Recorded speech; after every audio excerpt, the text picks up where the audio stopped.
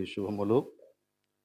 ఈ ఉదయకాలమున దేవుడు మనలను కనికరించి మరి యొక్క దినాన్ని మనకి అనుగ్రహించి ఈ ఆదివారమున దేవుని యొక్క సన్నిధిలో మనము సహవాసము చేయనట్లు దేవుని వాక్యాన్ని ధ్యానించినట్లు దేవుడు మనకి అనుగ్రహించిన ఈ అవకాశాన్ని బట్టి నేను దేవుణ్ణి స్తుతిస్తూ ఉన్నాను. ఈ దినాల్లో మనం ఒక్కసారి ఇలాగ వాట్సాప్ ఓపెన్ చేసినా, యూట్యూబ్ ఓపెన్ చేసినా, ఏ సోషల్ మీడియా ఓపెన్ చేసినా ఇమ్మీడియట్గా మనకు వచ్చినటువంటి ఒక వార్త ఏంటంటే అమెరికాలో, కాలిఫోర్నియాలో, లాస్ ఏంజల్స్లో జరిగినటువంటి సంఘటన. దీనిని గురించి నేనైతే ప్రత్యేకంగా ఏమీ కామెంట్ చేయదలుచుకోలేదు, కానీ ఆల్రెడీ ఇప్పటికే చాలామంది యూట్యూబ్స్లో రకరకాలైనటువంటి జడ్జిమెంట్స్ని ప్రకటించారు. కారణం ఏంటి అని అడిగితే, వారు దేవునిని బహిరంగంగా తృణీకరించారు గనక, హేళన చేశారు గనక వారి మీదకి భయంకరమైనటువంటి కార్చిచ్చు వచ్చింది అనేది వారి యొక్క వాదన. అది ఒక విధంగా ఆలోచన చేస్తే నిజమే అనిపిస్తుంది. కారణం ఏంటంటే, ఆ ప్రాంతాలన్నీ సంపన్న దేశాలు కావటం మాత్రమే దానికి కారణం కాదు, కానీ వారు వారి యొక్క జీవితంలో విచ్చలవిడితనాన్ని ఆరాధించేవారు. ఎల్జీబీటీ అంటే లైంగిక విశృంఖలత్వానికి అలవాటు పడినటువంటి వారు. వారేంటంటే, మేము దేవుడు విధించినటువంటి నియమాల చొప్పున జీవించాల్సిన అవసరం లేదు, మాకు మేమే ఎలా జీవించాలో నిర్ణయించుకోగలం, దేవునితో మాకు పని లేదు అనే సంస్కృతికి వారు అలవాటు పడినటువంటి వారు. దేవునికి స్థానం లేకుండా వారు జీవిస్తూ ఉన్నటువంటి వారు. కాబట్టి ఎవరైనా ఇలాంటి ఘోర విపత్తు వారి జీవితంలో జరిగినప్పుడు ఇలాగనే ఆలోచిస్తారు. వారు దేవుణ్ణి తృణీకరించారు గనక వారి మీదకి భయంకరమైన విపత్తు వచ్చింది అని. ఒకవేళ అదే గనక నిజమైతే, వారికంటే మనం ఏ విషయంలో గొప్ప? వారు పాపాన్ని బట్టి నశించిపోయారు అని చెబితే మనం కూడా నశించిపోవాలా?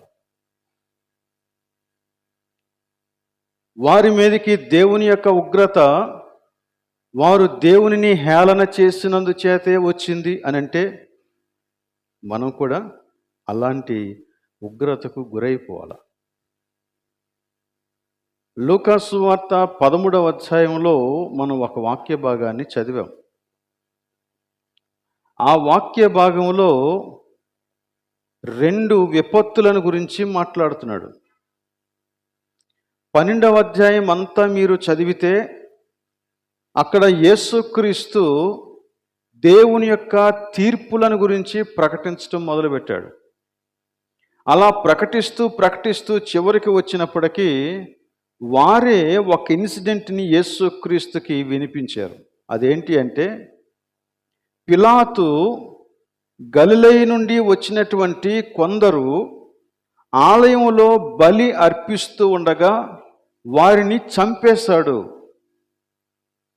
ఇంత ఘోరమైనటువంటి హత్య దేవుడు వారి జీవితంలో జరుగునట్లుగా అనుమతించాడు అంటే వారు ఎంత భయంకరమైనటువంటి పాపులో అనేది ఆ ఇన్ఫర్మేషన్ యేసుక్రీస్తుకి చెప్పిన వారి యొక్క ఉద్దేశం.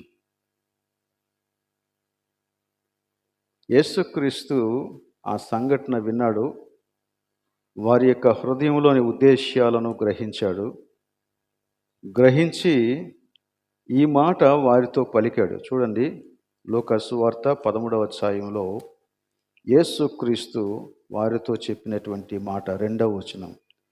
ఆయన వారితో ఇట్లనెను,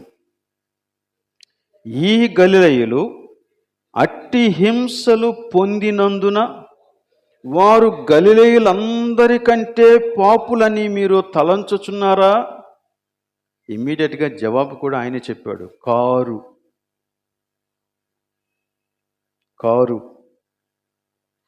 అప్పుడు యేసుక్రీస్తు మరో సంఘటన గుర్తు చేశాడండి. అది కూడా వారికి తెలుసు. అది యెరూషలేములోనే జరిగింది.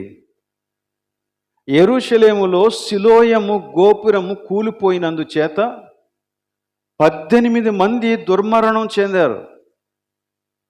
వారందరూ ఏమనుకున్నారంటే, ఇలాంటి ఘోరమైనటువంటి విపత్తు దేవుని యొక్క శాపము పొందినటువంటి వారి మీదకే వస్తుంది అని వారు తలంచారు.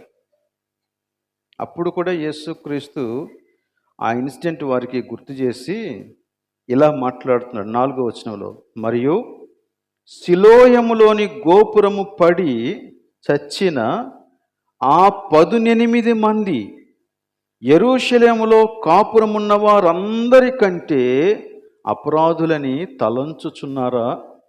మరలా సమాధానం, కారని మీతో చెప్పుచున్నాను.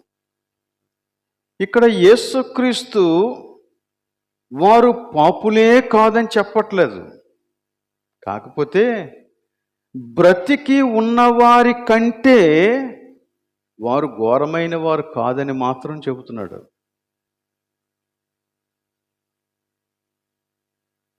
మనం క్రైస్తవులంగా, దేవునిని ఎరిగినటువంటి వారంగా మన యొక్క వైఖరి ఇలానే ఉండాలి. ఎందుకంటే యేసుక్రీస్తు ఇలా బోధిస్తున్నాడు. మనం తొందరపడి ఎవరి మీద జడ్జిమెంట్స్ చేయకూడదు. అది నిజమే కావచ్చు. సొదొమ గొమొర్రాల మీద జరిగినటువంటి ఆ భయంకరమైనటువంటి అగ్నిగంధకాలు బహుశా అక్కడ కూడా కురిచేయమో మనకు తెలియదు. బట్ ఏదేమైనా మన న్యాచురల్ ఫస్ట్ రెస్పాన్స్ ఏంటి అంటే, ఒకవేళ మనం ఆ సిచ్యువేషన్లో ఉన్నటువంటి వారికి దగ్గరలో ఉన్నట్లయితే ఫస్ట్ థింగ్ మనం వారికి సహాయం చేయటం. రెండవది వారి కొరకు ప్రార్థన చేయటం. ఆ తర్వాత మూడవది అసలు మన సంగతి ఏంటో మనం గ్రహించటం. వాళ్ళ సంగతిని దేవుడు చూసుకుంటాడు ఖచ్చితంగా. నిజానికి దేవుడు అందరి సంగతులను చూస్తాడు. ఆయన అందరి హృదయంలోనూ ఎరిగినటువంటి వాడు. కాబట్టి దేవుడు అందరినీ చూస్తాడు. అయితే మనం తెలుసుకోవలసినటువంటి కొన్ని సంగతులు ఇక్కడ వ్రాయబడి ఉన్నాయి. ద ఫస్ట్ థింగ్ ఏంటంటే, no one has any right to live on this earth. మనలో ఏ ఒక్కరికి కూడా ఈ భూమి మీద జీవించే హక్కు లేదు. ఇది నా హక్కు అని చెప్పడానికి ఎవరికి అవకాశం లేదు. ఎందుచేత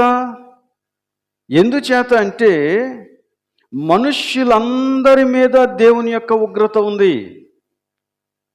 అందరి మీద ఉంది. దేవుని యొక్క వాక్యం చెబుతుంది, ఏ భేదమును లేదు, అందరూ పాపము చేశారు అంటుంది. రెండో మాట ఏం చెప్తుందంటే, పాపమునకు వచ్చు జీతము మరణం. ఇది ఎవరికి సంబంధించింది? భూమి మీద ఉన్న కొంతమందికి సంబంధించింది కాదు. On every one it is the same condemnation. మనమందరం కూడా అదే స్థితిలో ఉన్నాం. అలా అయితే నిన్న చాలామంది చనిపోయారు, కానీ నేను ఇంకా బ్రతికే ఉన్నాను. గత సంవత్సరంలో అనేక మంది చనిపోయారు, వారు ఈ సంవత్సరాన్ని చూడలేదు, కానీ నేను ఇంకా బ్రతికే ఉన్నాను. మరి ఇదేంటి అంటే, ఇది దేవుని యొక్క కృప నీకు, అంతే. నాకు దేవుడు ఎందుకు ఈ కృపనిచ్చాడు, వారికెందుకు దేవుడు ఆ కృపనివ్వలేదు అంటే, అది నీకు తెలుసుకోవలసిన విషయం కానే కాదు. God has his own limits. ఆయన ఎవరికి ఎంతవరకు అవకాశం ఇవ్వాలో ఆయనకు తెలుసు. నాకు దేవుడు ఇంకొక దినం చూడడానికి అవకాశం ఇచ్చాడు అంటే it is merely God's grace. అంటే కేవలం దేవుని యొక్క కృప మాత్రమే. It's not my greatness. కాబట్టి ఇక్కడ యేసుక్రీస్తు చెప్పినటువంటి మరో మాట ఉంది 3వ వచనంలో, మీరు మారు మనస్సు పొందని ఎడల మీరందరూ అలాగే నశింతురు. మరలా 5వ వచనంలో అదే మాట రిపీట్ చేశాడు, మీరు మారు మనస్సు పొందని ఎడల మీరందరూ అలాగే నశింతురు. అలాగే అని చెప్పినప్పుడు అదే రకమైనటువంటి అగ్ని కాకపోవచ్చు, అదే రకమైనటువంటి సిలోయం గోపురం కూలిపోవటం కాకపోవచ్చు, అదే రకమైనటువంటి పిలాతు యొక్క వధ కాకపోవచ్చు, బట్ నశించడం మాత్రం సేమ్ అంటున్నాడు. సో గనక వారు బహిరంగంగా మాకు దేవుడు వద్దు అని చెప్పారు. మనలో చాలామంది నేను దేవుని వాడను అని చెబుతూనే అసలు దేవుడంటే ఎవరో నాకు తెలియదు అన్నట్లు జీవిస్తూ ఉన్నాం కాదా? దేవుని భయమే మనలో చాలామందికి లేదు. అసలు నేను దేవుని వాడనే కాదు అన్నట్టుగా అబద్ధాలు ఆడతాం. అసలు దేవుడంటే ఎవరో నాకు తెలియదు అన్నట్లుగా వ్యభిచారం చేస్తాం. అసలు దేవుని వాక్యం ఏంటో నాకు తెలియదు అన్నట్లుగా వాక్యాన్ని అతిక్రమించేస్తాం. మరి అలా అయితే మన మీదకి కూడా అదే ఉగ్రత రావాలి కదా.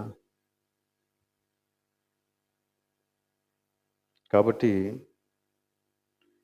దేవుడు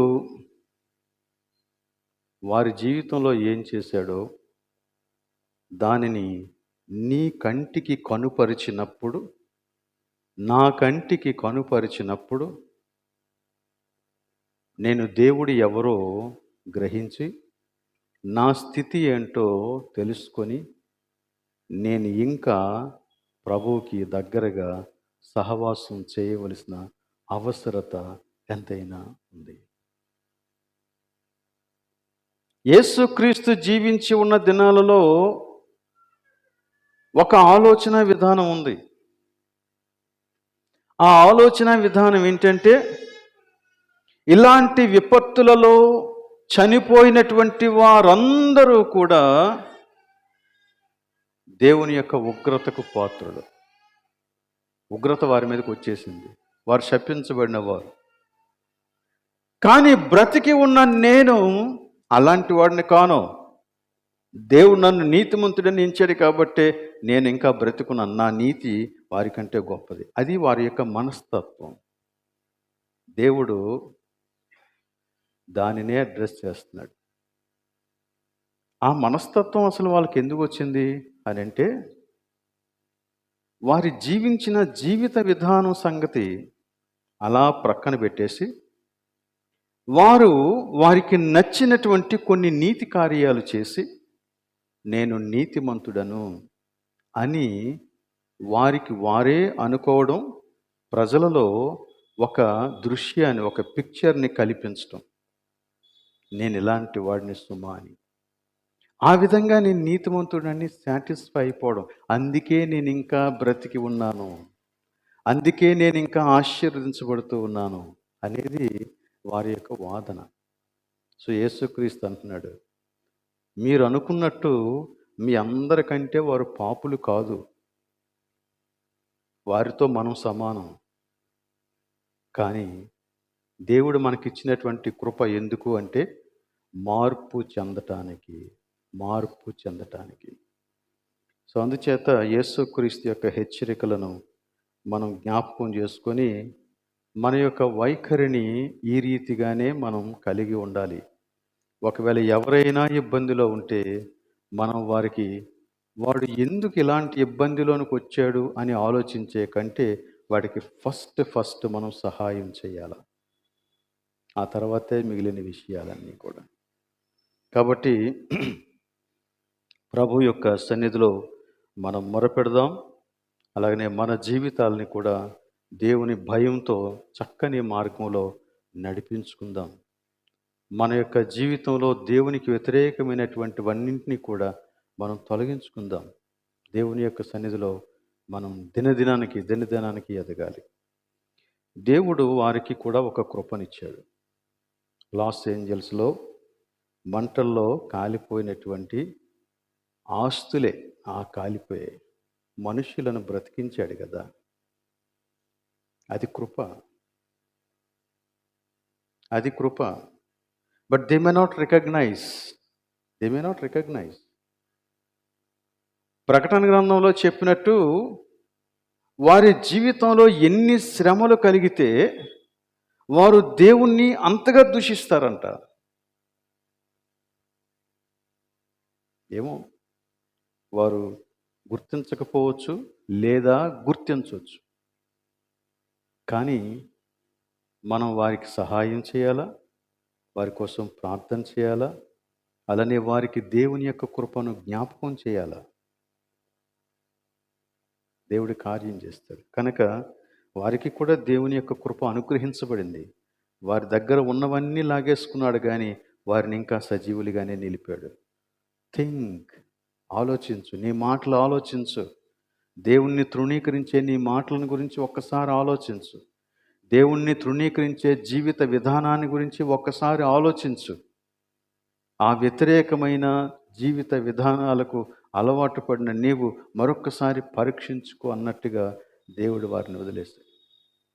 కాబట్టి ఈ రోజున మనం ఈ విషయాల గురించి ఆలోచించినప్పుడు మనం తీర్పులు తీర్చే వారితో ఏకీభవించకుండా దేవుని సన్నిధిని మనం ఎలా ఉండాలని దేవుని వాక్యం చెబుతూ ఉందో అలాగనే కొనసాగితే అది మనకెంతో మంచిదని నేను మీకు తెలియజేస్తూ ఉన్నాను. తిమోతికు రాసిన మొదటి పత్రిక 5వ అధ్యాయం, మొదటి 4 అధ్యాయాలు మనం ధ్యానం చేసాం. ఈ రోజున 5వ అధ్యాయంలో ఒక భాగాన్ని మనం ధ్యానం చేయబోతూ ఉన్నాం. తిమోతి పత్రికను మీరు రెగ్యులర్గా చదువుతున్నారని నేను తలుస్తూ ఉన్నాను. ఈ తిమోతి పత్రికలో ఉన్నదంతా దేవుని యొక్క సంఘం ఎలా ఉండాలి అనే విషయాన్ని గురించి బోధిస్తూ ఉంది. ఇవి మన జీవితానికి ఎంతో అవసరమైనటువంటి సంగతులు. నీ వ్యక్తిగత జీవితంలోనూ, నీ కుటుంబ జీవితంలోనూ, సంఘ జీవితంలోనూ, అలానే ఈ లోకము ఎదుట నీవు దేవుని యొక్క కుమారునిగా, కుమార్తెగా జీవించే విషయంలోనూ ఈ పత్రిక నీకు గొప్ప వెలుగునిస్తుంది. కాబట్టి ఈ పత్రికని మీరు ధ్యానించండి. అప్పుడప్పుడు ఒకవేళ అవసరం అనుకుంటే పాత వీడియోస్ను కూడా ఒకసారి వినాలని నేను కోరుతూ ఉన్నాను. ఎందుకంటే మర్చిపోవటం సహజం, కానీ ఒక్కసారి వింటే మరలా జ్ఞాపకం చేసుకునే అవకాశం ఉంది. ఆ రీతిగా మనం ఆధ్యాత్మికంగా ఎదుగుతాం గనక ఈ విషయాలు జ్ఞాపకం చేసుకోవాలని నేను కోరుతూ ఉన్నాను. ఈ 5వ అధ్యాయంలోనికి వచ్చేటప్పటికి చాలా చాలా ప్రాముఖ్యమైనటువంటి ఒక అంశాన్ని గురించి మాట్లాడుతూ ఉన్నాడు. ఇందులో సంఘము అనాథులైన విధవరాండ్ర పట్ల ఎటువంటి బాధ్యత కలిగి ఉండాలి అనే సంగతిని గురించి మాట్లాడుతూ ఉన్నాడు. విధవరాండ్ర పట్ల ఎటువంటి బాధ్యత కలిగి ఉండాలి అనేదే ఇందులో ఉన్నటువంటి విషయం. దానిని గురించి మనం ఇక్కడ ఏం చెబుతూ ఉందో దానిని ఆలోచన చేద్దాం. దానికంటే ముందు సంఘములో రిలేషన్షిప్ చాలా ఇంపార్టెంట్ అని చెప్పాడు. మేనర్స్ చాలా ఇంపార్టెంట్ అని చెప్పాడు. ఎవరిని ఎలా సంబోధించాలో, ఎవరికి ఎలాంటి గౌరవం ఇవ్వాలో, ఎవరితో ఎలా మెలగాలో అనే విషయాలు చాలా క్లియర్గా చెప్పాడు. చూడండి 5వ అధ్యాయం 1వ వచనం నుండి, వృద్ధుని గద్దింపక తండ్రిగా భావించి అతనిని హెచ్చరించు. వృద్ధుని గద్దింపక, అతని వయస్సుకు నువ్వు గౌరవం ఇవ్వాలా. వృద్ధుని గద్దెంపక తండ్రిగా భావించి అతనిని హెచ్చరించము. అలాగనే అన్నదమ్ములని యవ్వనులను, తల్లులని వృద్ధ స్త్రీలను, అక్క చెల్లెండ్రని పూర్ణ పవిత్రతతో యవ్వన స్త్రీలను హెచ్చరించుము. ఎటువంటి రిలేషన్షిప్స్ని ఆయన చూపిస్తూ ఉన్నాడో చూడండి. అన్నదమ్ములని యవ్వనులను, తల్లులని వృద్ధ స్త్రీలను, అక్క చెల్లెండ్రని పూర్ణ పవిత్రతతో, ఆ మాట పూర్ణ పవిత్రతతో యవ్వన స్త్రీలను హెచ్చరించము. ఒకవేళ ఇటువంటి వాతావరణమే కనుక సంఘంలో ఉంటే చాలా ఆహ్లాదంగా ఉంటుంది, సంతోషంగా ఉంటుంది. ఎందుకంటే నా కుడివైపుకు చూసినా, నా ఎడమవైపుకు చూసినా నా తోడ బుట్టినటువంటి వారు నాకు కనపడతారు. నేను ఎలాగైతే యేసుక్రీస్తు యొక్క రక్తంలో కడుగబడ్డానో అదే రీతిగా యేసుక్రీస్తు యొక్క రక్తంలో కడుగబడినటువంటి వారి యొక్క సమూహంతో నేను సహవాసం చేస్తూ ఉన్నాను అనేది అందులో ఉన్నటువంటి సంతోషం. ఈరోజు నీ కుడి ప్రక్కన ఉన్న వారి వైపు కానీ, నీ ఎడం ప్రక్కన ఉన్న వారి వైపు కానీ, నీ ముందున్న వారి వైపు కానీ, నీ వెనుకున్న వారి వైపు కానీ చూస్తే నీకు ఎలాంటి అభిప్రాయం కలుగుతుంది? ఎటువంటి ఫీలింగ్ నీలో కలుగుతుంది?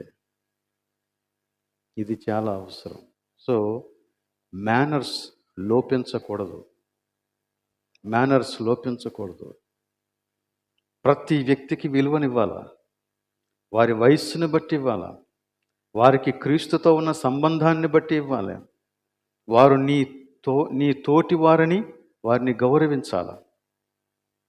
అలా గనక చేస్తే ఆ సంఘంలో చాలా ఆహ్లాదకరమైనటువంటి మంచి వాతావరణం ఉంటుంది. అంత మాత్రమే కాదు, అనేక పాపముల నుండి నిన్ను నీవు కాపాడుకుంటావు.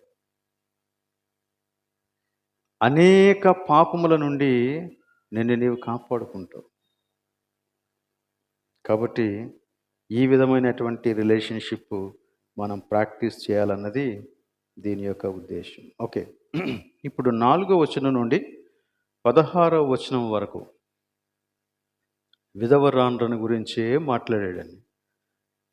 అంటే ఇంచుమించుగా ఎన్ని వచనాలు? 12 వచనాలు, 13 వచనాలు కేవలం విధవరాండ్రను గురించి మాట్లాడాడు. చాలా విస్తారంగా మాట్లాడాడు. విధవరాండ్ర గురించి మాట్లాడడానికి ఎంత ఉంటుందా అంటే ఉంది, అదే మాట్లాడాడు ఆయన. విధవరాండ్రను 3 గుంపులుగా విభజించాడు. ఫస్ట్ ఆఫ్ ఆల్ ఈ వచనాలు మనం చదివితే మనకు అర్థమవుతుంది. మొదటి గుంపులో నిజముగా అనాథలైన విధవరాండ్రు అన్నాడు. 3వ వచనం, 5వ వచనం, 6వ వచనం, 7వ వచనం, 9వ వచనం, 10వ వచనం, ఈ వచనాలన్నీ చదివితే నిజముగా అనాథలైన విధవరాండ్రు అంటే ఎవరో, వారి ప్రవర్తన ఏంటో మనకు అర్థమవుతుంది. 2వ కేటగిరీలో పిల్లలు కానీ మనుమలు కానీ కలిగిన విధవరాండ్రు. పిల్లలు కానీ మనుమలు కానీ కలిగిన విధవరాండ్రు. ఇది 4వ వచనం, 8వ వచనం, 16వ వచనం మనం చదివితే మనకి దానిని గూర్చినటువంటి విషయం అర్థమవుతుంది. ఇక 3వ కేటగిరీలో యవ్వనస్తులైనటువంటి విధవరాండ్రు. వీరిని గురించి మాట్లాడాడు. 11, 12, 13, 14, 15 వచనాలలో వారిని గురించి మాట్లాడాడు. సో ఒకసారి మనం చూద్దాం. 3వ వచనం, నిజముగా అనాథలైన విధవరాండ్రను సన్మానింపుము. ఈ మాట మనం గ్రహించవలసినటువంటి మాట. సన్మానింపుము. చాలా చోట్ల జూబిలీస్ జరిగినప్పుడు, చర్చ్ యానివర్సరీస్ జరిగినప్పుడు ఎక్కువ వయస్సు ఉన్నటువంటి వారిని సన్మానిస్తూ ఉంటారు. అంటే వారి ఉద్దేశంలో ఒక షాల్, ఒక బొకే ఇస్తే వాళ్ళని సన్మానించినట్టే లెక్క. అంతే కదా. సన్మానం అంటే ఒక షాల్, ఒక బొకే. మనం అదే ఆలోచిస్తాం. కానీ ఇక్కడ సన్మానం అని చెప్పినప్పుడు ఆ ఉద్దేశంతో మాట్లాడలేదు. వాళ్ళందరినీ కూడా తీసుకొచ్చి వారిని ముందున కూర్చోబెట్టి వారికి ఒక ప్రత్యేకమైన కుర్చీ వేసి వారిని గురించి ఒక పత్రాన్ని చదివి వారికి ఒక బొకే ఇచ్చి వారికి షాల్వా కప్పి ఫోటో తీసుకొని సావునీరులు వేసుకుంటే అది సన్మానం అని చెప్పలే. ఈ సన్మానం అనే మాట ఇంకా మరి కొన్ని సందర్భాలలో వాడాడు. కిందకు వస్తే 17వ వచనంలో మీరు గమనించండి. బాగుగా పాలన చేయు పెద్దలను, విశేషముగా వాక్యముందును ఉపదేశముందును ప్రయాసపడు వారిని రెట్టింపు సన్మానమునకు పాత్రులుగా ఎంచవలెను. ఇక్కడ కూడా సన్మానం అన్నాడు. రెట్టింపు సన్మానం అంటే 2 శాలువాలు కప్పాలా, లేకపోతే పెద్ద బొకే ఇవ్వాలా, లేక బొకేతో పాటు దండ వేయాలా, లేకపోతే అలాంటి ఒక కార్యక్రమం ఏర్పాటు చేసి అందరికీ విందు చేయాలా? ఇంకొక సందర్భంలో కూడా సన్మానం అని వాడాడు. ఎక్కడ?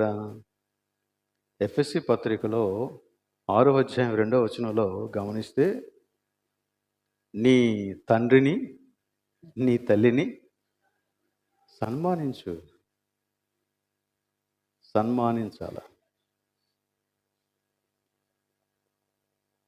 ఆ మధ్య కొన్ని కార్టూన్స్ చూస్తూ ఉండేవాడిని. మదర్స్ డే అనగానే అందరూ వస్తారంట. ఒక మంచి షాల్, ఒక మంచి బొకే, ఒక మంచి విందు, అందరూ కలిసి ఆ రోజంతా ఎంజాయ్ చేస్తారు. From the next day again she is alone. అందరూ వెళ్ళిపోతారు, ఎవరు పలకరించరు. చాలాసార్లు సన్మానం అనగానే ఇలా జరిగిపోతున్నాయి. ఈ దినాల్లో సన్మానాలు ఇంకా ఫ్యాషన్ అయిపోయాయి.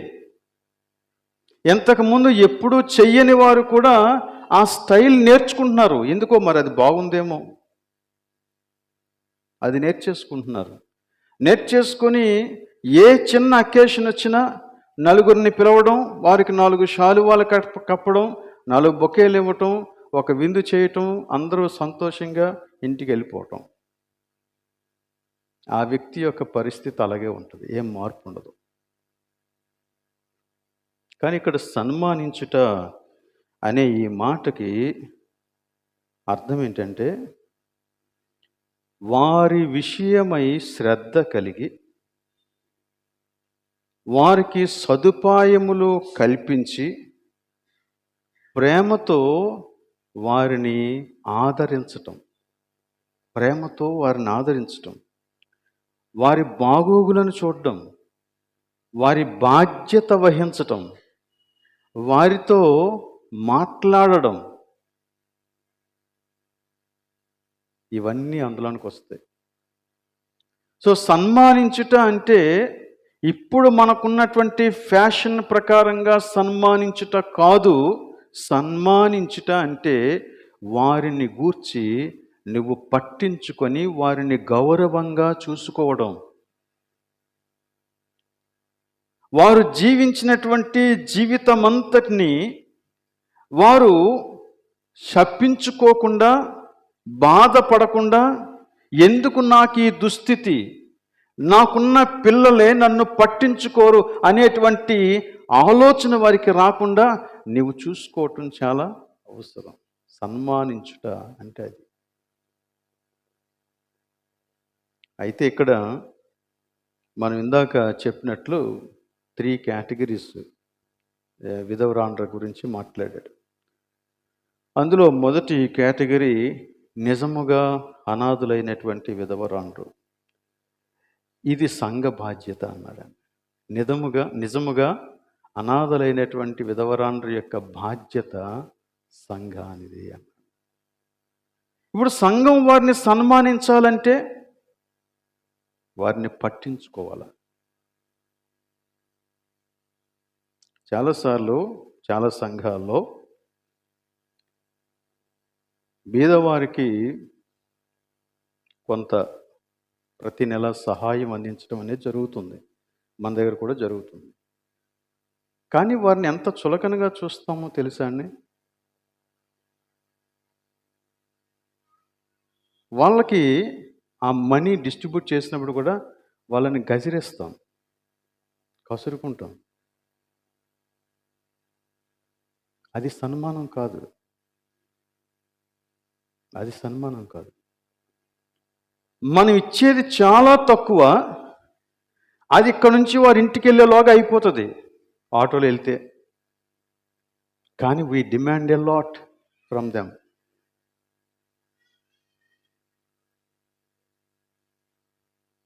దానికోసం ఎన్ని డిస్కషన్స్ చేస్తామో, ఎంత అతిశయిస్తామో. You should really care for them.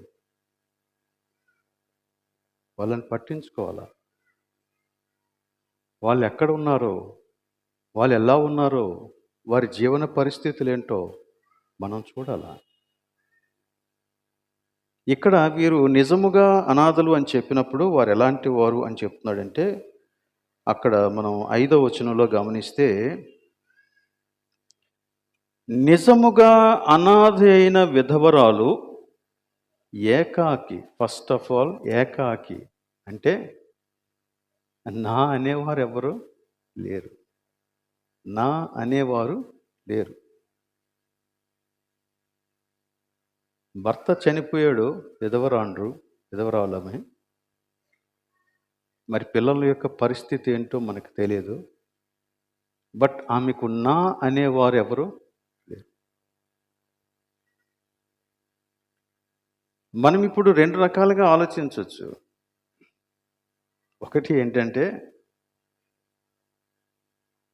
అందరూ ఉండి ఏకాకి అయిపోయినటువంటి వారు కొంతమంది అయితే, ఎవ్వరూ లేక ఎటు వెళ్ళాలో తెలియక ఏకాకిగా మిగిలిపోయినటువంటి వారు కొంతమంది.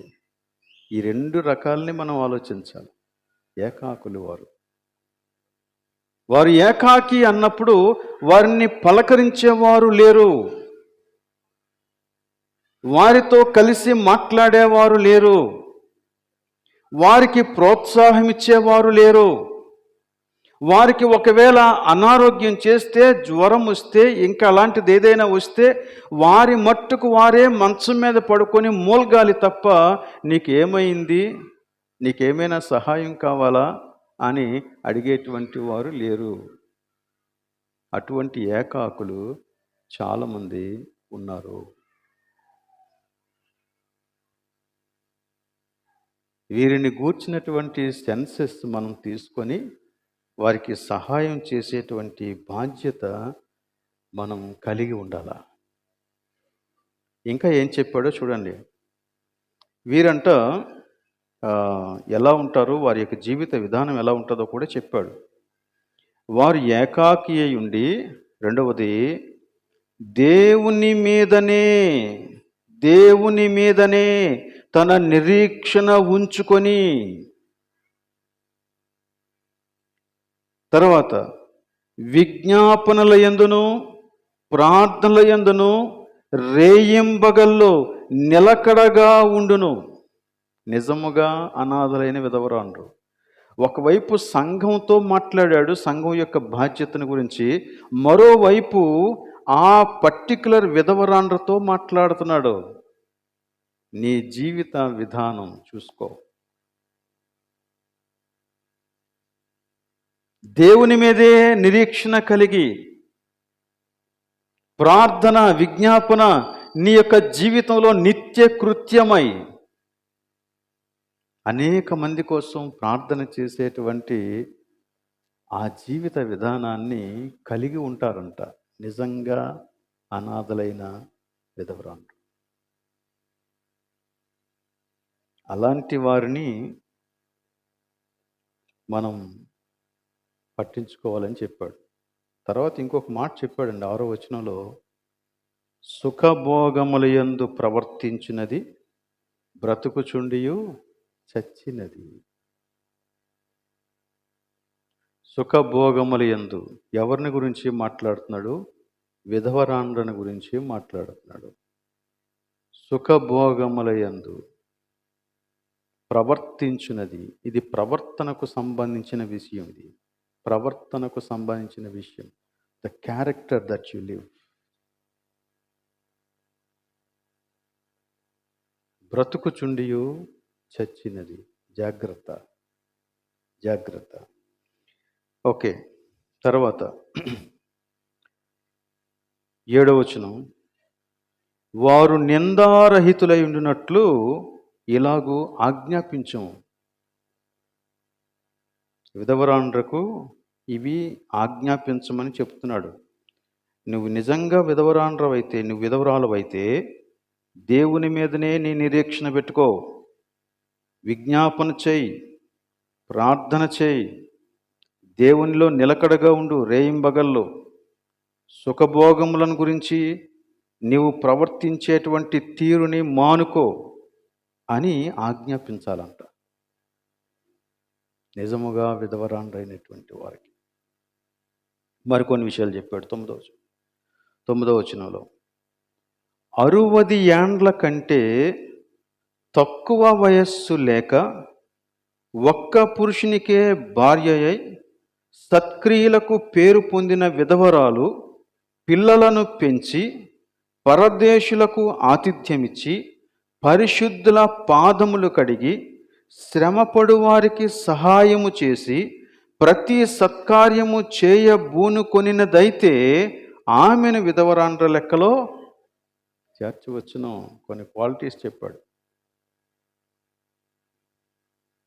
కనీసం 60 సంవత్సరాలు ఉండాలంట.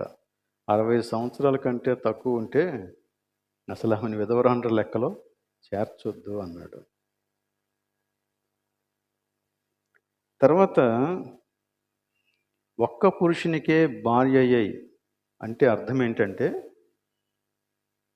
అనేక మంది వైపుకి మనస్సును తిప్పుకునేటువంటి మనస్తత్వం కలిగింది కాకూడదు. ఉదాహరణకి వివాహమైంది, చాలా తక్కువ వయసులో వివాహమైంది, 30 సంవత్సరాలు వచ్చేటప్పటికి భర్త చనిపోయాడు అనుకుందాం, ఏదో కారణం చేత. మళ్ళీ వివాహం చేసుకుంది, తప్పేం లేదు. కానీ మళ్ళా 60 సంవత్సరాలు రాకముందే ఆమెకు ఆ భర్త కూడా చనిపోయి ఉండొచ్చు. నో ప్రాబ్లం, తప్పేమీ లేదు అందులో. ఆమె తన యొక్క జీవితంలో ఒక్క భర్తకే భార్య అంటే అర్థం ఏంటంటే, ఎవరిని వివాహం చేసుకుందో వారికే నమ్మకంగా ఉంది కడవరకు. వేరే వేరే రీతులుగా ప్రవర్తించలేదు అని అర్థం. సో కాబట్టి ఇక్కడ ఒక్క పురుషునికే భార్య అయ్యాయి అంటే నువ్వు నీ వివాహ సంబంధాల విషయంలో నమ్మకంగా ఉన్న వ్యక్తివైతే,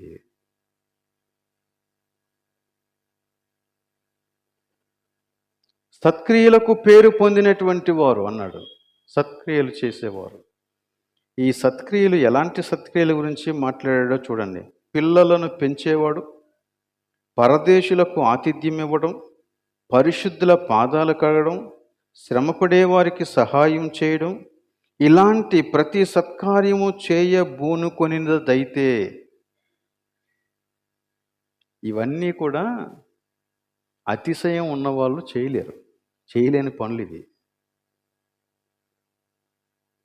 ఎవరైతే తగ్గింపు మనస్తత్వం కలిగి ఉంటారో వారు మాత్రమే చేయగలిగేటువంటి పనులు ఇవి.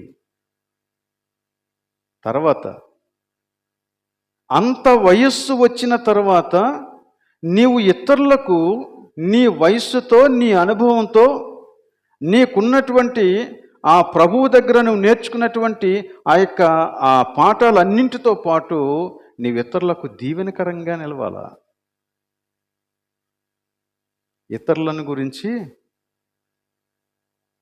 నీవు అనవసరమైనటువంటి మాటలకు దిగకూడదు. అందుకే మనం గతంలో 4వ అధ్యాయాన్ని ధ్యానం చేస్తూ ఉన్నప్పుడు సంఘాన్నంతటినీ కూడా ఒక విషయంలో హెచ్చరించాడు. ముసలమ్మ ముచ్చట్లకు, అపవిత్రమైన ముసలమ్మ ముచ్చట్లకు మీరు దూరంగా ఉండండి అన్నాడు. విడిచిపెట్టండి అన్నాడు. అది ఈ వయసులో చాలా శోధన, చాలా శోధన. కానీ ప్రభు ఏమంటున్నాడంటే నో అంటున్నాడు దానికి. సత్కార్యములు చేయబోని కొనాలి. నువ్వు ఆ వయసులో ఏం చేయాలంటే ఇద్దరు వ్యక్తులను సమాధానంగా ఉంచేటువంటి పరిచర్య చెయ్యాల. ఇద్దరు వ్యక్తుల మధ్య, ఇరు కుటుంబాల మధ్య చిచ్చు పెట్టేటువంటి పరిచర్య చేయకూడదు. అది సత్క్రియ కాదు, సమాధానపరిచేటువంటి పరిచర్య. నీ దగ్గరకు వచ్చేవారు నెమ్మదిగా ఉండేటువంటి పరిచర్య చేయాలని కోరుతా ఉన్నాడు అన్నమాట. సో ఇది సత్క్రియలు చేయుట.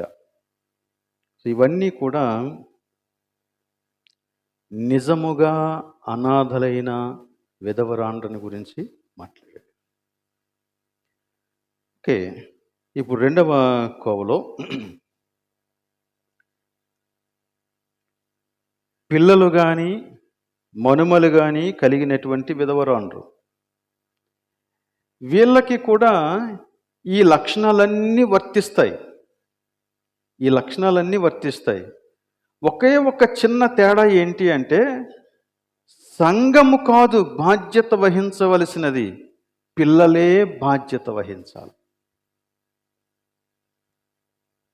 పిల్లలే బాధ్యత వహించాలి. ఈ విషయంలో ఇక్కడ విధవరాండ్ర గురించి, స్త్రీలను గురించి మాత్రమే మాట్లాడాడు.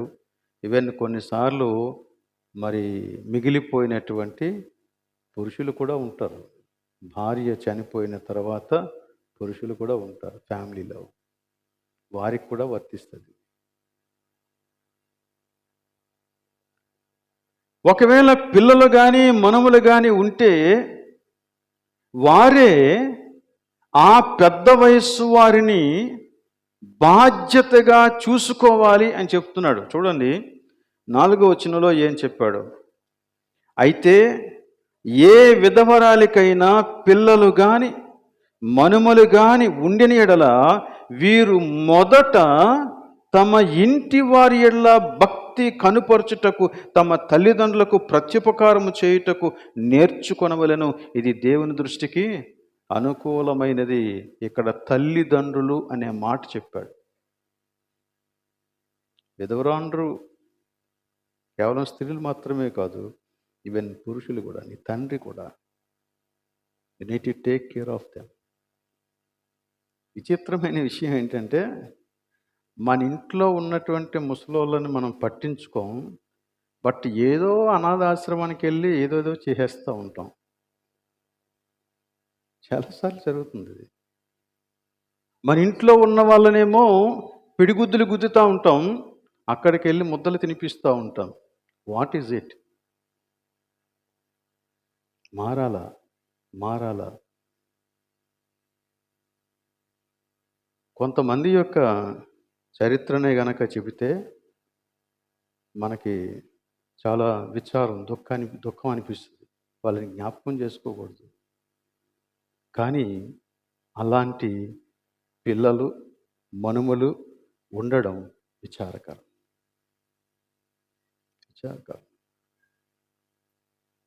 అది మనం గ్రహించాలి, అది మనం గ్రహించాలి. సో కనుక ఇక్కడ ఏమంటున్నాడంటే మొదట తమ ఇంటి వారి ఎడల భక్తి కనపరచుటకు నేర్చుకోండి అంటున్నాడు అన్నమాట. నీ తల్లి నీ దగ్గర క్షేమంగా ఉంటుందా? నీ తండ్రి నీ దగ్గర క్షేమంగా ఉంటున్నాడా? నీ తల్లిదండ్రులు నా కొడుకున్నాడులే, నా పిల్లలు ఉన్నారులే, నా మనవలు ఉన్నారులే అనే ధైర్యంతో ఉండగలుగుతున్నారా? Is it happening? కాబట్టి ఈ రోజున మనం ఈ విషయాలు ఆలోచించాలి.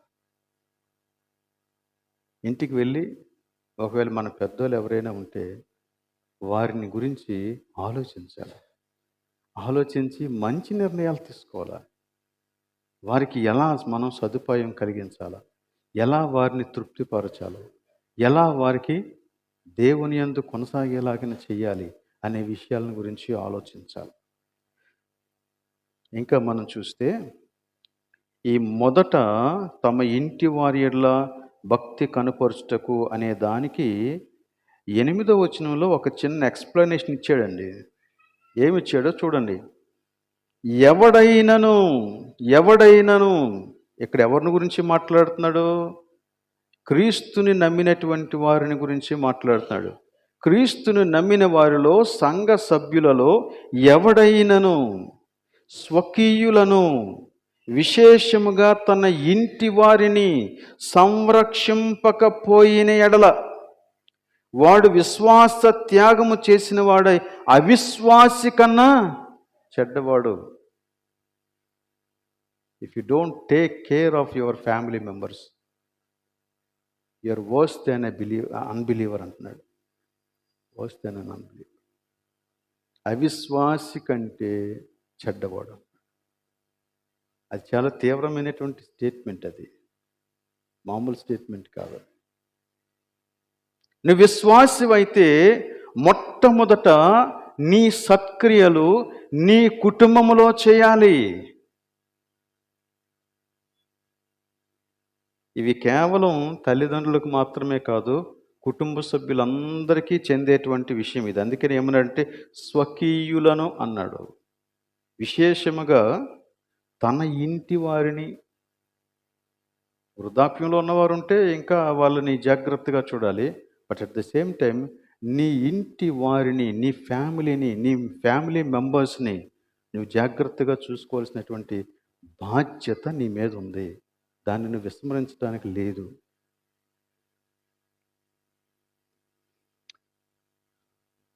అందుకే ఒక ఫెలోషిప్ వాళ్ళు కానుకలు పెడతారంట. సంఘ సభ్యులందరూ వచ్చి అక్కడికి వచ్చి కానుకలు వేస్తారు. కానుకలు వేసే ముందు అక్కడ ఒక 5 ప్రశ్నలు రాసి పెడతారంట. 5 ప్రశ్నలు. ఆ 5 ప్రశ్నల్లో ఒక ప్రశ్న ఏంటంటే, నువ్వు నీ కుటుంబం యొక్క అవసరాలు తీర్చే బాధ్యత వహిస్తున్నావా? వహిస్తేనే కానుకయ్యి అని చెప్పుద్దంట. అది మనం అలా చెబుతామా? యేసుక్రీస్తు దినాలలో నుండి అసలు అలా చెప్పేటువంటి వైఖరిని మనం మార్చేసుకున్నాం. ఎందుకో అప్పుడు దినాల్లో వాళ్ళు ఏం చేసేవారో చూడండి. వాళ్ళ తల్లిదండ్రులను సన్మానించడానికి, లేక వాళ్ళ తల్లిదండ్రుల యొక్క బాగోగులను వారు చూసుకోవటానికి వారికి సమాజ మందిరపు వారే ఆంక్షలు విధించేవారంట. మత్తయి సువార్త 15వ అధ్యాయం 5వ వచనాన్ని ఒకసారి చదవండి. మత్తయి సువార్త 15వ అధ్యాయం 5వ వచనం. ఒకడు తన తండ్రినైనను తల్లినైనను చూచి నా వలన నీకేది ప్రయోజనమగునో అది దేవార్పితము అని చెప్పిన యెడల అతడు తన తండ్రినైనను తల్లినైనను ఘనపరచనక్కరలేదని చెప్పుచున్నారు. వారికి ఒక విధానం ఉండేదంట. అదొక పారంపర్య ఆచారం వారికి. ఏంటి ఆ విధానం అంటే, ఆలయంలోని పెద్దలే ఇలా ఎవరింట్లోనైనా వృద్ధాప్యంలో ఉన్న తల్లిదండ్రులు ఉంటే వాళ్ళ ఇంటికి వెళ్తారంట, దర్శిస్తారంట. వాళ్ళ ఇంటికి వెళ్ళి వాళ్ళకి చెప్తారంట, చూడు బాబు, నువ్వైతే ఉదయం నుంచి సాయంత్రం వరకు చాలా పనిలో ఉంటావు. నీ తల్లిదండ్రులను చూసుకునేటువంటి బాధ్యత నీకు కష్టమే కదా, నువ్వు చూసుకోలేవు. కానీ నువ్వు ఒక పని చేయొచ్చు, నువ్వు మాకు అప్పగించేయి మీ తల్లిదండ్రులని. మేం చూసుకుంటాం. మీ తల్లిదండ్రులకు చూసుకోవటానికి నువ్వు ఎంతైతే ఖర్చు పెడుతున్నావో ఆ ఖర్చు మాకిచ్చేయి, మేము చూసుకుంటాం అంటారట. అని ఆ తల్లిదండ్రులను తీసుకొచ్చి ఒక ఆశ్రమంలో పెట్టేవారట, ఆలయానికి సంబంధించి. పెట్టిన తర్వాత అక్కడ ఈ తల్లిదండ్రులను జాగ్రత్తగా చూసుకునేవారు కాదు. వాళ్ళు చాలా నీచంగా చూసేవారు. పాపం ఈ వృద్ధాప్యంలో ఉన్న తల్లిదండ్రులు ఎప్పుడైనా కొడుకు కానీ కూతురు కానీ వాళ్ళ దగ్గరకు వస్తే మాట్లాడితే, నాయన నా సంగతి ఏంటి, అలా వదిలేసావు నన్ను అని అడిగితే, నేను నీకు ఏమేమైతే చెయ్యాలో అదంతా ఆలయానికి కట్టేశాను, దేవార్పితం అని అంటాడంట. కాబట్టి అమ్మా నాన్న నువ్వేం నన్ను అడక్కో, నీకేం కావాలన్నా వాళ్ళని అడుగు, వాళ్ళు ఇస్తారు అని చెప్పేసి వెళ్ళిపోతాడంట. దట్స్ హౌ వాళ్ళు ఏం చేస్తున్నారంటే ఈ విధవరాండ్రను అలాగనే పెద్దవారిని వాళ్ళని దోచుకుంటున్నారంట. అందుకే యేసుక్రీస్తు ఇంకొక మాట చెప్పాడండి. లూకా సువార్త 20వ అధ్యాయం 45వ వచనంలో చూడండి. లూకా సువార్త 20 శాస్త్రులను గూర్చి జాగ్రత్త పడుడి, వారు నిలువు టంగీలు ధరించుకొనగూరి తిరగూర్చు సంత వీధులలో వందనములను సమాజ మందిరములలో అగ్రపీఠములను విందులలో అగ్రస్థానములను కోరుదురు, వారు విధవరాండ్ర ఇండ్లను దిగమ్రింగుచు మాయావేషముగా దీర్ఘ ప్రార్థనలు చేస్తారు. ఇది వారి యొక్క జీవితం. అప్పుడు ఇప్పుడు మనం దీన్ని మార్చాల.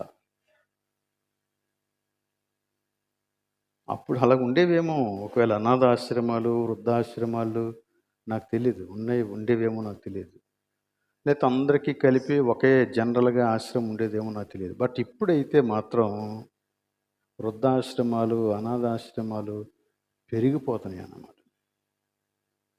ఎందుకో తెలుసా? వృద్ధుల మీద ఆసక్తి కాదు, that is a kind of business for them.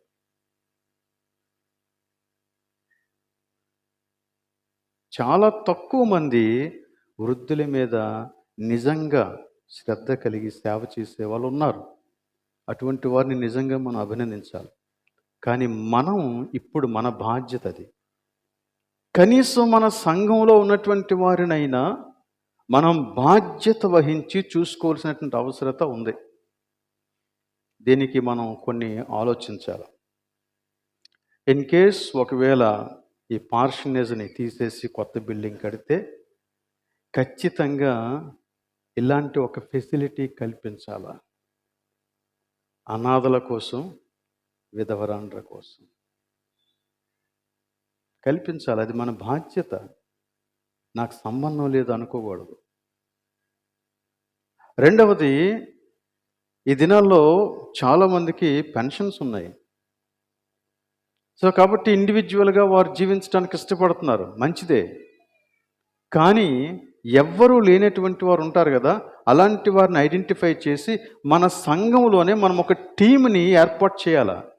ఒక యవ్వనస్తుల టీంని, కొంతమందిని, వారు ఆయా వ్యక్తులను దర్శించి వాళ్ళకి ఏం కావాలో చూసే ఏర్పాటు మనం చేయాలి. వాళ్ళు ఒకవేళ ఏదైనా ఎమర్జెన్సీలో ఉంటే వెంటనే కాల్ చేసేటువంటి నెంబర్స్ మనం వాళ్ళకి ఇవ్వాలా. ఈ ఏర్పాట్లన్నీ కూడా సంఘం బాధ్యత వహించాలని. అలా బాధ్యత వహించినప్పుడే ఇది కుటుంబం అనిపించుకుంటుంది. అంతేగాని మైక్ ముందు 10 సార్లు కుటుంబం కుటుంబం అని చెప్పినంత మాత్రాన్ని ఇది కుటుంబం అయిపోదు. We need to take care of each other. ఒకరిని వచ్చి ఒకరు జాగ్రత్త తీసుకోవాలి. సో అది జరగాల. సో కుటుంబంలో కూడా జరగాలి. ఒకవేళ పిల్లలు కానీ మనుమలు కానీ ఉంటే వారే ఆ బాధ్యత వహించాలి. ఫస్ట్ వాళ్ళకి అదే రెస్పాన్సిబిలిటీ, ఆ తర్వాతే మిగిలినవి. చాలామంది సేవ చేసేవాళ్ళు ఉన్నారు, వారిని మనం గుర్తించి అలా సేవకు ఆసక్తి చూపించేటువంటి వారిని ఆ పని కోసం ఒకవేళ మనం నియమించగలిగితే వారు విసుగు లేకుండా పని చేస్తారు. విసుగు లేకుండా. వృద్ధాప్యంలో ఉన్నవారితో ఒక పెద్ద సమస్య ఏంటంటే ఓర్పు కావాలి మనకి. అవసరమే. చెప్పిందే కొన్నిసార్లు చెప్పొచ్చు. కొన్నిసార్లు నువ్వు చెప్పింది వారికి వినిపించకపోవచ్చు. మరికొన్నిసార్లు నువ్వు ఎన్నిసార్లు చెప్పినా దాన్ని మర్చిపోయి మళ్ళీ అడగొచ్చు. ఇవన్నీ ఉంటాయి. కానీ తప్పదు. వాటన్నిటి విషయంలో కూడా ఓర్పుగా, సహనంగా వారికి సేవ చేయగలిగేటువంటి వ్యక్తులు కొంతమంది ఉన్నారు. వారిని మనం గుర్తించి వారిని అలాంటి పనికి నియమించటం అనేది సంఘంగా మనం చేయవలసినటువంటి పని. ఇక మూడవ కేటగిరీ ఇంకోటి ఉంది. అది ఎవరు అంటే యవ్వనస్తులైన విధవరాండ్రు. అసలు వీళ్ళని విధవరాండ్ర లెక్కలో చేర్చొద్దు అనేసాడు. 11వ వచనం నుంచి మనం గమనిస్తే యవ్వనస్తులైన విధవరాండ్రను లెక్కలో చేర్చొద్దు. అసలు వాళ్ళని విధవరాండ్ర లెక్కలో చేర్చొద్దు. వారు క్రీస్తునకు విరోధముగా నిరంకుశులైనప్పుడు తమ మొదటి విశ్వాసమును వదిలికొనురను తీర్పు పొందిన వారై పెండ్లాడగోరుదురు. ఎందుకంటే వారు ఇంకా యవ్వనస్తులే గనక వారు ఖచ్చితంగా వివాహం చేసుకోవాలనే ఒక ఆశ కలిగి ఉండొచ్చు. దానికి బైబుల్ అడ్డు చెప్పడం లేదు, దేవుడు అడ్డు చెప్పడం లేదు. ఒకవేళ వాళ్ళు అలాంటి పరిస్థితికి ఒకవేళ వచ్చినప్పుడు నువ్వు వారిని విధవరాండ్ర లెక్కలో చేర్చేసి నువ్వు విధవరాలు కాబట్టి నువ్వు ఇక పెళ్లి చేసుకోకూడదు అనేటువంటి విధానాన్నే గనక వాళ్ళ మీద మనం అప్లై చేస్తే వాళ్ళు నిరంకుశులైపోతారంట. అంటే వాళ్ళ యొక్క కోరికను ఏ విధంగానైనా తీర్చుకోవటానికి ప్రయత్నం చేసి అపవిత్రులైపోయేటువంటి అవకాశం ఉంది అంటున్నాడు. సో వారిని ఫోర్స్ చేయొద్దు. ఒకవేళ వారు పెళ్లి చేసుకోవాలనుకున్నారా, లెట్ దెమ్ మ్యారీ అంటున్నాడు. వాళ్ళని పెళ్లి చేసుకొని తప్పేం లేదన్నాడు అన్నమాట. ఇంకా ఏమన్నాడో చూడండి. వాళ్ళు గనక అలా చేయకపోతే మరియు వారు ఇంటింటా తిరుగుచు బద్ధకురాండ్రగుటకు మాత్రమే గాక ఆడరాని మాటలాడుచు వదరుబోతులను పరుల జోలికి పోవువారు అగుటకు నేర్చుకొందురు. నువ్వు వారిని బలవంతంగా తీసుకొచ్చి నువ్వు విధవరాలు అని చెబుతూ ఉంటే వారు ఇలాంటి విపరీతమైనటువంటి లక్షణాలు నేర్చుకుంటారంట. వారు బద్ధకస్తులు అవుతారంట. ఏ పని చేయరు. ఏ పని చేయాలన్నా ఏదో కారణం చెప్తారు. బట్ ఇంటింటా తిరగటానికి మాత్రం ఓపిక ఉంటుందంట. ఏవేవో కబుర్లు చెప్పడానికి ఓపిక ఉంటుందంట. ఇంకేమంటున్నాడు? వారు పరుల జోలికి వెళ్ళేవారు ఆడరాని మాటలు మాట్లాడతారు, వదరబోతులు అని మాట్లాడుతున్నాడు.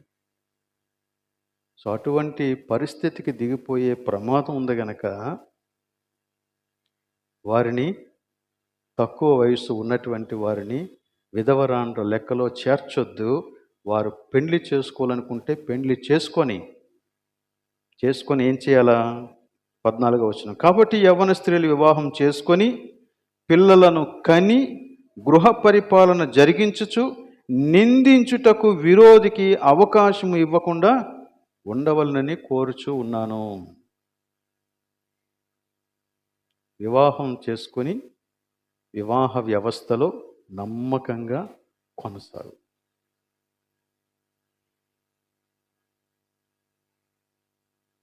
కొంతమంది మంచినీళ్ళు తాగినట్లు భర్తలను మారుస్తూ ఉంటారు, జీవిత భాగస్వాములను మారుస్తూ ఉంటారు.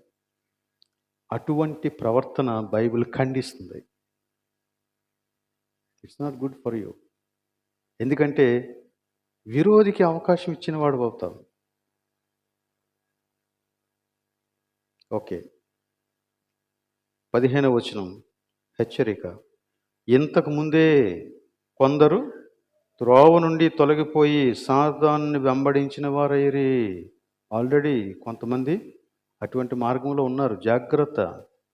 అది నీ జీవితాన్ని తాకకూడదు. అలా తాకకుండా ఉండడం కొరకు మనం విధవరాండ్ర పట్ల శ్రద్ధ కలిగి వారిని మంచి మార్గంలో ప్రవేశపెట్టాలా. మంచి మార్గంలో ప్రవేశపెట్టాలా. ఇక 16వ వచనం, విశ్వాసురాలైన ఏ స్త్రీ ఇంటనైనా విధవరాండ్రు ఉండినెడల సంఘము నిజముగా అనాథలైన విధవరాండ్రకు సహాయము చేయుటకై దాని మీద భారము లేకుండా ఆమెయే వీరికి సహాయము చేయవలెను. చేస్తే బాగుండును అనలేదు, చేయవలెను. It is a command. చెయ్యాలి. సంఘానికి నీ బాధ్యతను తప్పించుకోవటానికి సంఘాన్ని నువ్వు డిమాండ్ చేయొద్దు. నీ బాధ్యత నీదే, సంఘం యొక్క బాధ్యత సంఘానిదే. కనుక ఖచ్చితంగా సంఘం విధవరాండ్రని గురించి బాధ్యత వహించాలి అన్నది ఇందులో ఉన్నటువంటి విషయం. దీని అంతటినీ మొత్తంగా మనం చూస్తే ఏ వ్యక్తి కూడా వారి యొక్క జీవన పరిస్థితులను బట్టి విశ్వాసంలో నుండి జారిపోకుండా కాపాడబడటం కోసమే ఈ ఏర్పాటు. అర్థమవుతుందా? ప్రివిలేజెస్ కొరకు కాదు. ఏ వ్యక్తి కూడా వారి యొక్క జీవన పరిస్థితులను బట్టి వారు కృంగిపోయి విశ్వాసంలోంచి దిగజారిపోకుండా కాపాడబడటానికే ఈ ఏర్పాటు దేవుడు చేస్తూ ఉన్నాడు. అంటే మనం అందరం కూడా ఒకరిని గురించి ఒకరు బాధ్యత వహించాలి. ఎందుకు అంటే అవతల వ్యక్తి విశ్వాసంలోంచి ఎక్కడ జారిపోతాడో అనే భయం నీకు ఉండాలి. వాడు జారిపోకూడదు. వాడు జారిపోకూడదంటే నేను ఏమైనా చేయాలా, ఏదైనా చేయాలా, ఆ వ్యక్తిని నేను సంరక్షించాలి. అది నీ ధ్యేయం కావాలా. అందుకొరకు ఈ విషయాలన్నీ చెప్తున్నాడు అన్నమాట. కాబట్టి మనం సంఘంగా వీటిని గురించి ఆలోచించి మంచి ప్రవర్తనతో మరి సమస్తము నిర్వహించులాగన దేవుని ఎదుట కనిపెడదాం. మనకు చేయటానికి చేతనైన ఏ పనినైనా మనం ఖచ్చితంగా దాన్ని చేయాలి. దేవుని ఎదుట యథార్థంగా మనుషులను నిలబెట్టడానికి ప్రయత్నం చేయాలి.